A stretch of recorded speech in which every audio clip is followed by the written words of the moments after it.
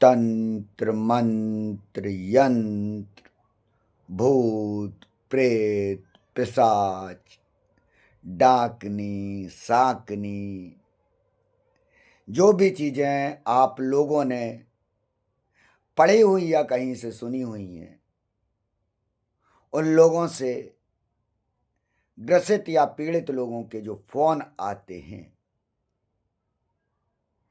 कि कैसे इन पीड़ाओं से निकला जाए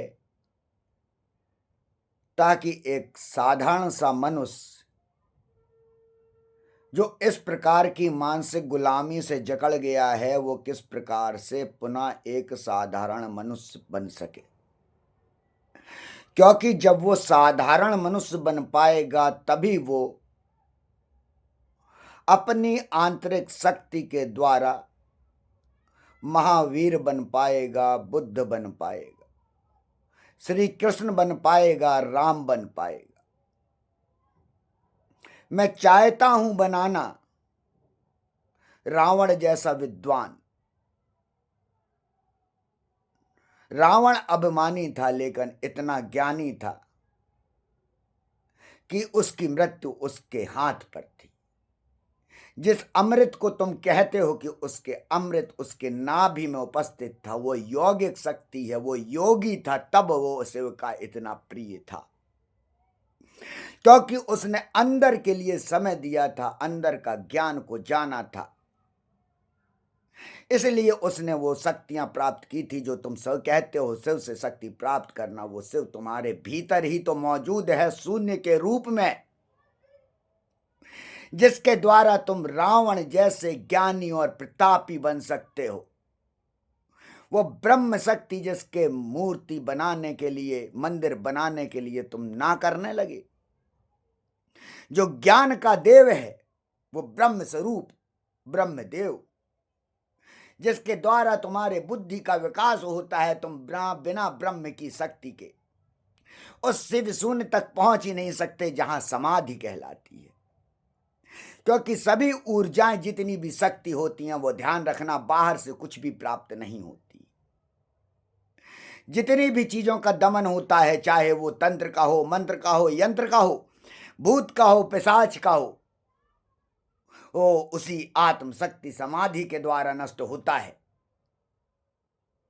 जो रावण ने प्राप्त की थी, जो अगर बुद्ध ने प्राप्त की थी, महावीर स्वामी ने प्राप्त की थी, कृष्ण ने प्राप्त की थी, तो ध्यान रखिए वो रावण ने प्राप्त की थी, इसलिए वो प्रतापी कहलाता था।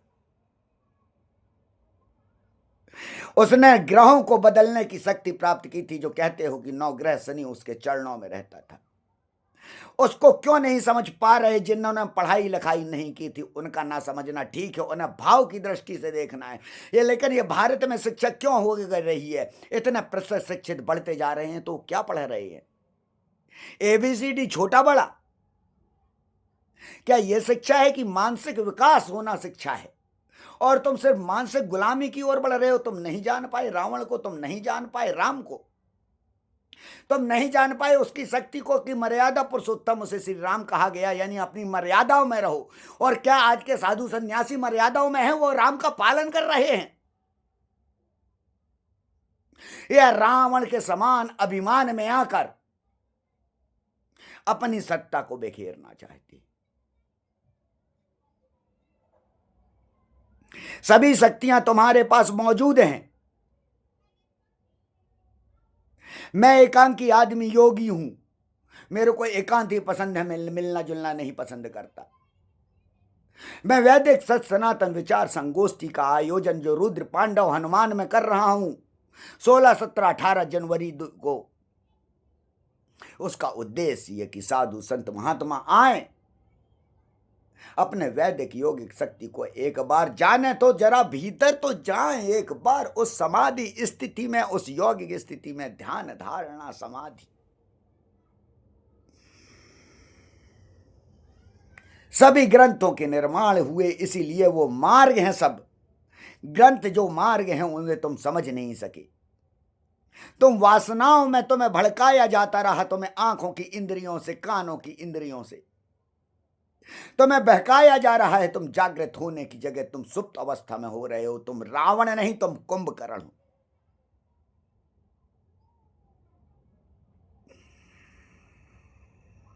समझो रावण का अर्थ, समझो विभीषण का अर्थ। वो विभीषण जिसने अपने भाभी को राज्य के साथ साथ अपने साथ रख लिया। तुम नहीं समझ पाए पात्रों के द्वारा,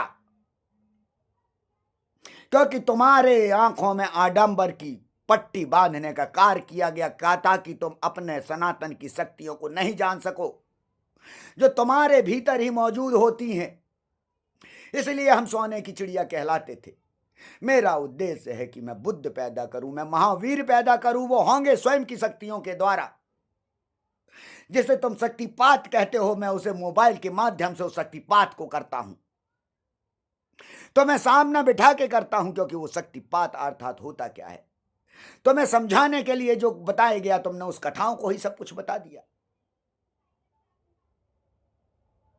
वो शक्तिपात तुम्हारे शरीर में ऊर्जा रूपांतर क्रिया होती है। एनर्जी का ट्रांसफॉर्मेशन, जो ऊर्जा है, परिवर्तित होती है। जिस प्रकार से बिजली तुम्हारे घर में जो टीवी को चला रही, मोबाइल को चला रही, फ्रिज को चला रही, वो कहां से हो रही है? वो जल से जो निर्मित हो रही है, रूपांतरित हो रही है, और वो आकर तुम्हारे उस मोबाइल को चला रही है जिसमें तुम ये वीडियो देख रहे हो। उस ऊर्जा को समझो, उस शक्ति को समझो, जिस समाधि में जाने के लिए ये मानव शरीर मिल पाया है, जो मनुष्य पहुंच सकता है। कोई जानवर, कीट पतंगे, पशु पक्षी नहीं। जो योनियां हमारी कही गई हैं, इतनी योनि में तुम मनुष्य बने हो ताकि तुम उस चीज को प्राप्त कर सको, तुम उस समाधि स्थिति में जा सको, तुम में वो क्षमता है, तुम वो प्राप्त कर सको। हर मनुष्य में बुद्धता है।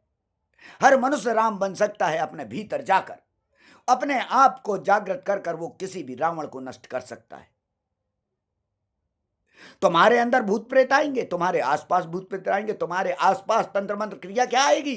कोई कार्य ही नहीं कर सकती। तुम एक बार उस समाधि स्थिति में जाकर उस परमात्मा के पास पहुंचो, तो जो तुम्हारे पास भीतर बैठी है, उस आत्मा को, जो तुम्हें परमात्मा तक पहुंचाती है, बिना आत्मा के तुम नहीं जा सकते। जो आडंबरी बाबा दिखा रहे होते हैं कि हमने ये करा, ये करा, ये कर रहे हैं, हम तुम्हारा भविष्य बता रहे हैं, वो अपना भविष्य बदलेंगे?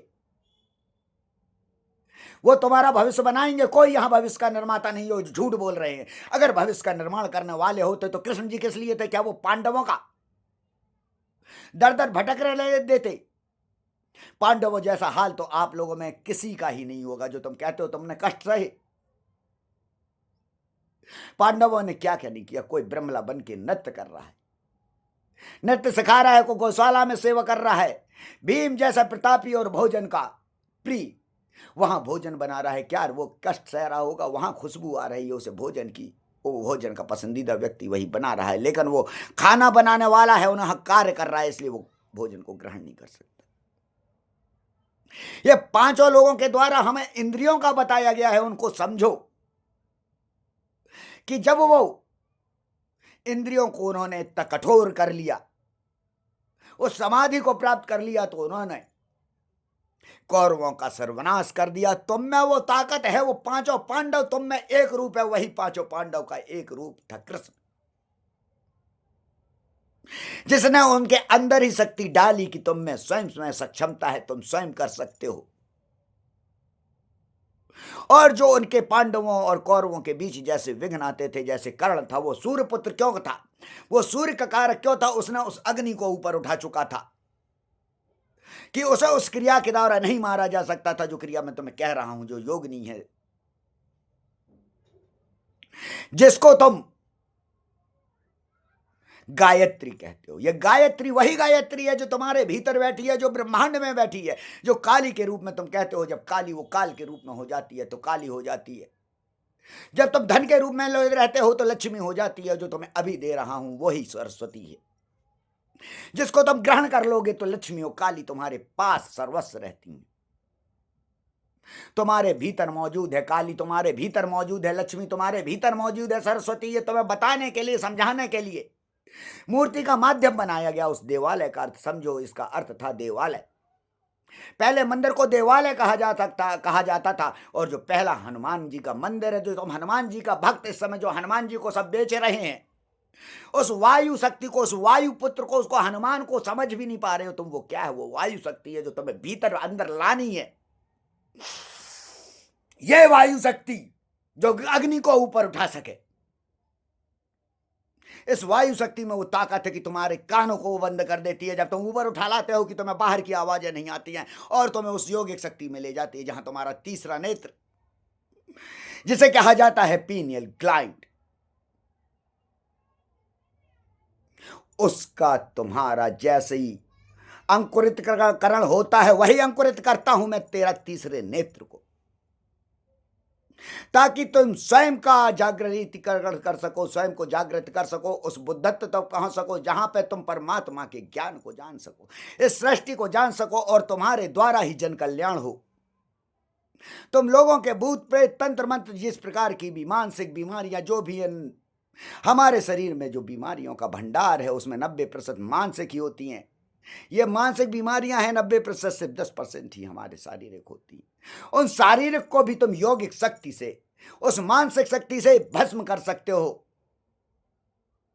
यदि मैं तुम्हारे रोगों को नष्ट कर सकता हूं, तो वो शक्ति क्या तुम में नहीं है? जो शक्ति मेरे भीतर मौजूद है, वही शक्ति तुम्हारे भीतर मौजूद है। बस मैं वही कह रहा हूं, तुम उसे जागृत करो। मैं नहीं चाहता हूं तुम मेरे को लाइक करो, मैं नहीं चाहता हूं तुम मेरे को सब्सक्राइब करो। अरे मेरे को नहीं फर्क पड़ता इससे, मैं एक अंतवासी हूं। अगर मैं सामने आ रहा हूं तो बार बार समझो, मेरा उद्देश्य आडंबर को हटाना और सनातन की वास्तविक संस्कृति को वापस लाना है, उस यौगिक शक्ति को जिसके द्वारा सब काम किए जा सकते हैं।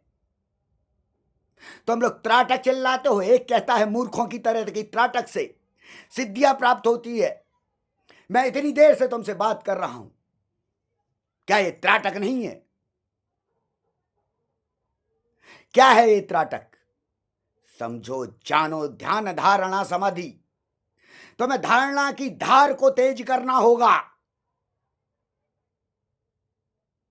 यदि तुम मानसिक गुलाम बनोगे तो तुम कभी सिद्धियों को प्राप्त नहीं कर सकते हो। अगर तुम्हें सिद्धियां प्राप्त करनी है तो तुम्हें स्वयं के भीतर जाना होगा, स्वयं की अग्नि को उठाना होगा। जब तुम्हारी अग्नि तत्व बढ़ेगा, तुम्हारा वायु तत्व बढ़ेगा, तब तुम्हारे ये ऊर्जा उत्पन्न होगी, और वही वायु तत्व ही हनुमान है जो तुम्हें भीतर ग्रहण करना है। इस हृदय में जिस प्रकार से है हनुमान ने श्री राम को ग्रहण किया था, उसी प्रकार से तुम उस वायु तत्व को ग्रहण कर लो। यहां पे तुम्हारी अग्नि ऊपर की ओर उठेगी। जो नवग्रह कहते हो कि तुम्हारे नवग्रह को रावण ने भीतर किया था, तो वो शक्ति को, वो भी हठ योग है। यदि ये त्राटक कहते हो, ये त्राटक हठ योग है। हठी हो जाना, उस मौत को भी आगे लगा देना। इस प्रकृति को झुकना पड़ता है इस मनुष्य के आगे, लेकिन तब से उससे पहले तेरे को दृढ़ संकल्प लेना होगा। तुम कहते हो कि शिष्य क्यों नहीं बनाते? तुम शिष्य बनने लायक हो। शिष्य बनने के लिए तुम्हें तपना होगा। मैं तुम्हें योगिक शक्तियां सिखाता हूं, समाधि में ले जाता हूं, उतनी ऊर्जाएं दे देता हूं ताकि तुम लोग कल्याण कर सको। लेकिन तुम वास्तव को प्राप्ति करना चाहते हो, वास्तविक समाधि स्थिति में जाना चाहते हो, तो तुम्हें मेरे प्रश्नों के उत्तरों से निकलना पड़ेगा। अर्थात जो मैं कह रहा हूं वो पर मेरे करना होगा तुम्हें।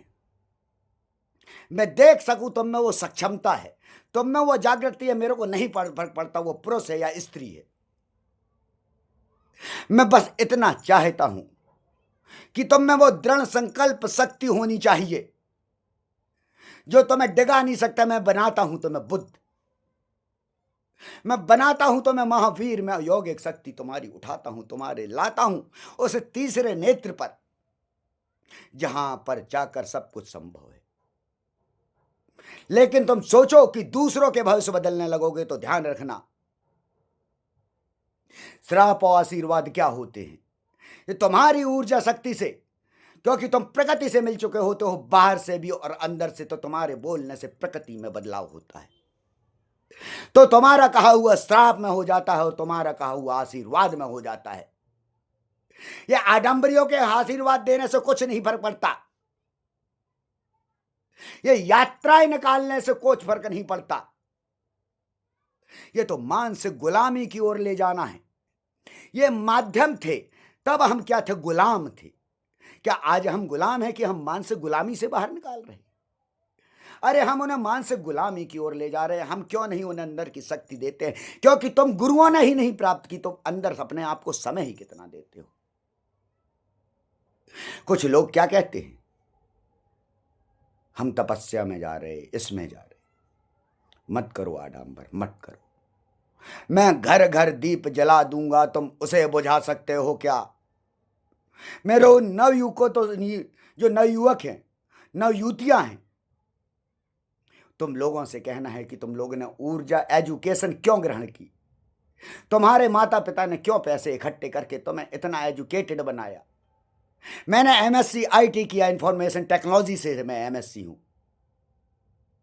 उसके बाद भी मैंने यौगिक शक्ति को अपने जारी रखा, वो जो जीवन का मेरा चक्र था भीतर का, क्योंकि मेरे को बाहर की शक्ति भी समझना था, मेरे को विज्ञान को भी समझना था, और मैं इसीलिए पूरा प्रकृति और शरीर के विज्ञान को समझा के वैदिक जो तथ्य है उसे साबित कर सकता हूं। अगर कोई कहता है वेद को साबित करना है, मैं साबित करने के लिए तैयार हूं। कोई कहता है शास्त्र को साबित करने के लिए, मैं शास्त्र को साबित करूंगा, उपनिषद को साबित करूंगा, सब वैज्ञानिक तथ्य है। जिस प्रकार से तुमने मनुस्मृति को कह के लड़ा दिया है, मनुस्मृति में इसका अर्थ नहीं है, ऐसा है। तुमने चौथा वर्ण जो शूद्र का कहा है, उस शूद्र का अर्थ को समझो। शूद्र का अर्थ वो व्यक्ति था ठस, जिसके पास दिमाग नहीं है, उसका जाति से कोई लेना देना नहीं था। ये चार वर्ण वो थे जो मनुष्य की कार्य क्षमता पर बांटे गए थे, ना कि। अगर ऐसा होता तो आप बताइए कि रामचंद्र जी के आगे रामचंद्र सिंह क्यों नहीं लगता? रावण के आगे रावण जी, तिवारी जी, शर्मा जी क्यों नहीं लगता? यह हमें बांटा क्यों जा रहा है? मनुष्यता में क्यों बांटा जा रहा है? क्या शूद्र, क्या ब्राह्मण, क्या क्षत्रिय, क्या वैश्य? यह अवधारणा आ क्यों रही है? कहां से आ रही है? क्योंकि यह पैदा की गई। मनुष्य यानी मनुष्यता, यह ज्ञान है ब्राह्मण। अगर तुम्हें ज्ञान ही नहीं है तो तुम हमारा ब्राह्मण कहना। तुम्हें रावण को भी ब्राह्मण कहा जा रहा था, विभीषण भी ब्राह्मण था। तुम में से कोई विभीषण भी हो सकता है, और तुम में से ही कोई कुंभकर्ण हो सकता, वो भी ब्राह्मण था। और तुम में से ही कोई विद्वान रावण के पुत्र की भांति शक्तिमान हो सकता है, जिसे इंद्रजीत कहते थे, जिसने इंद्र को भी जीता था। वो समझो, इंद्र ने युद्ध के द्वारा नहीं जीता था, उसने वैज्ञानिक शक्ति के द्वारा जीता था। वो बहुत बड़ा वैज्ञानिक था, साइंटिस्ट था, और उसने भी ब्रह्म से शिक्षा ली थी, उसे ब्रह्मा जी ने शिक्षा दी थी। रावण का पुत्र होने के कारण से ब्रह्म से शिक्षा मिली थी, और उसने ब्रह्म शिक्षा का सदुपयोग किया था। वही मैं तुम्हें ब्रह्म शिक्षा देना चाहता हूं। ब्रह्म शिक्षा तुम्हें समाधि से प्राप्त होती है, उस ऊर्जा शक्ति से, जिसे मैं कहता हूं कि तुम लोग जिस भाषा में कहते हो शक्तिपात, उसे मैं कहता हूं एनर्जी ट्रांसफॉर्मेशन, ऊर्जा रूपांतरण क्रिया। आडंबर को हटना होगा, हटना होगा, हटना होगा। ये जो वीरवान समझने वाले अपने आप को आडंबरी लोग, यह भूल गए हैं कि तुम्हारा भी एक दिन बुढ़ापा आएगा, तुम बुजुर्ग होगे। जब तुम्हारा ये शरीर नहीं काम करेगा, यही प्रकृति का नियम है। ध्यान रखना कि जितना तुम लोगों के साथ अत्याचार करोगे, आडंबर करोगे, पर्चे बनाकर लोगों को मूर्ख बनाकर, उसे कह के कि वो शक्ति है, कोई दैविक शक्ति है। अरे तुम देवी देवताओं के नाम पे आडंबर कर रहे हो। अगर तुम कह रहे हो पर्चे बनाकर, कोई हनुमान आते हैं तो हनुमान को तुम अभी भी जान नहीं पाए। हनुमान वो वायु शक्ति है जो तुम्हारे भीतर मौजूद है, जिस हनुमान को मैं धारित करे हूं, वो हनुमान का अर्थ समझो। जिसने हनुमान ने सूर्य को निगल लिया, उसका अर्थ समझो। क्या हनुमान सूर्य तक कोई पहुंच पाया है? इसको बुद्धि को लगाओ। तुम लोगों ने क्यों शिक्षा ग्रहण की? क्योंकि यह ब्रह्मांड को वो सूर्य के द्वारा ही चल रहा है। अगर सूर्य नहीं होगा तो यह ब्रह्मांड नहीं हो सकता।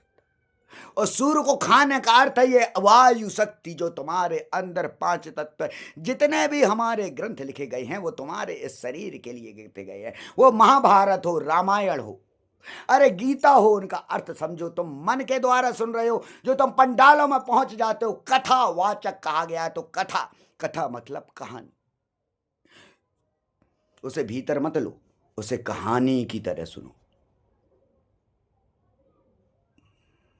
वेद, शास्त्र, उपनिषद, फिर पुराण, पुराण का अर्थ क्या होता है? कथा, कहानी। उसे कथा कहानी की तरह सुनो। अपने ग्रंथों में अर्थ अंतर समझो कि सभी प्रकार के हमारे ग्रंथ हैं, ये कथा कहानी उन लोगों के लिए हैं, पुराण, जिनकी शिक्षा ना के बराबर है, जिनका बुद्धि का विकास वहां तक नहीं पहुंचा है।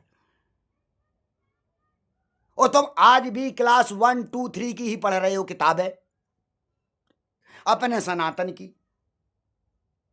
तुम वेदों को नहीं पढ़ते हो, ना कभी सुनते हो। मैंने वेबसाइट positivethought.center.com सनातन ज्ञान संग्रह इसलिए बनाया ताकि विश्व के सनातनी जाग सके, उस चीज को पढ़ सके। ऑडियो दी, वेदों की ऑडियो, सभी पुरातन तंत्र मंत्र यंत्र, जादू टोना, वशीकरण, जो भी तुम होते हो, वेद पुराण शास्त्र उपनिषद, जितना भी सब कुछ वहां पे तुम्हारे 16 सब कुछ वहां पे मौजूद है। तुलसी रामायण, रामचरितमानस ऑडियो मौजूद है।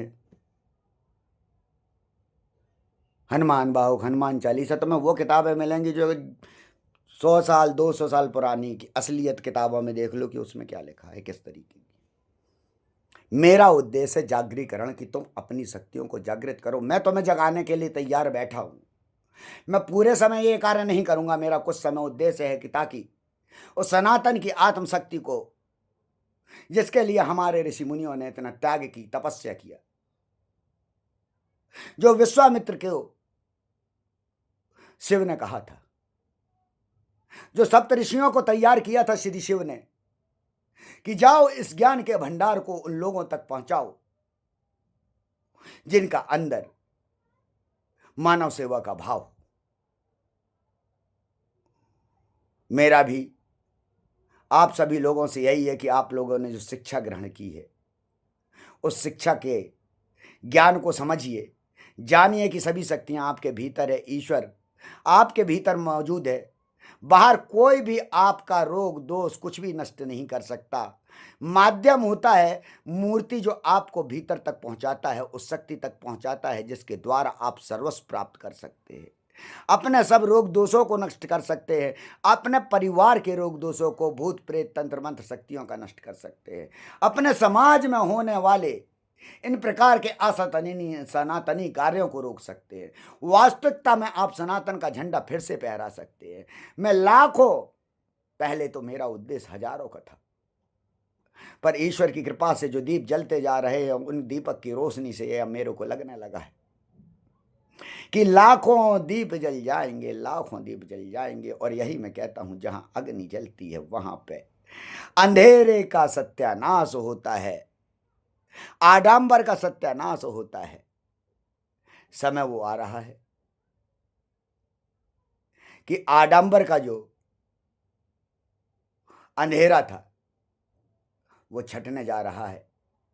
जो ऊर्जा सनातन की थी, वो धनु स्तंभन विद्या, जो इसका मार्ग है, जिसके द्वारा मारण, मोहन, उच्चाटन, वशीकरण, जितने भी तांत्रिक आप शब्द लेते हैं, वो सब इसी के ही मोहिनी के अंग हैं। सबों को पार किया जा सकता है। आवश्यकता है बस उस स्थान पे जाने की जहां पे तुम्हारा समाधि का स्थान रहता है।